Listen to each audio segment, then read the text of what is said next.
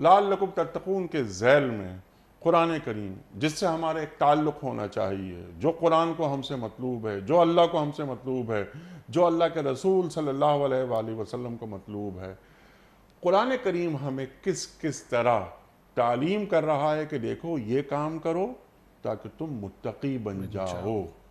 چند آیات قرآن کریم جو ہم تک پہنچا رہا ہے اللہ۔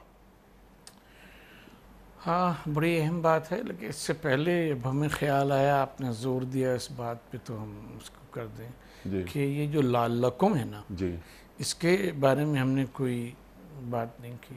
یہ لعلکم بہت اہم ہے، جی اور قرآن مجید میں بہت مقامات کے اوپر یہ تعبیر آئی ہے لعلکم سے۔ جی لعلکم کا اردو ترجمہ یہ کیا جاتا ہے عموماً کہ شاید کہ شاید یا تاکہ، دونوں وہ کیا جاتا ہے۔ اس کا ترجمہ یہ نہیں ہے۔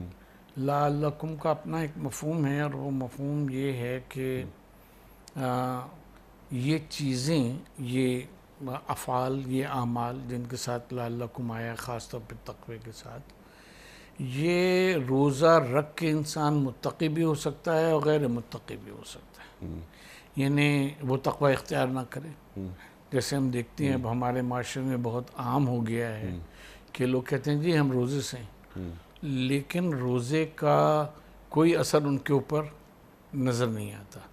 جو ضبط نفس ہے، یا اللہ کے حکم کو ماننا ہے، یا منہیات سے رکنا ہے، اور ایمان اور احتساب کے ساتھ روزہ رکھنا ہے، دن میں سیام ہو، رات کو قیام ہو، تو وہ ہمیں نظر نہیں آتا۔ ٹھیک وہ ہمیں نظر نہیں آتا۔ اور یہ ہے کہ لعلکم بنیادی طور کے اوپر آبجیکٹیو اور پرپس کو ظاہر کرتا ہے۔ سبحان اللہ سبحان اللہ۔ یعنی روزے کا یہ مطلب نہیں ہے کہ صبح سے شام تک بھوکے رہو، پیاسے رہو، یا جو چیزیں منع کی گئی ہیں ان کے اوپر دو چار پہ عمل نہ کرو، یہ روزہ نہیں ہوتا جب تک کہ اس سے وہ رزلٹ نہ پیدا ہو۔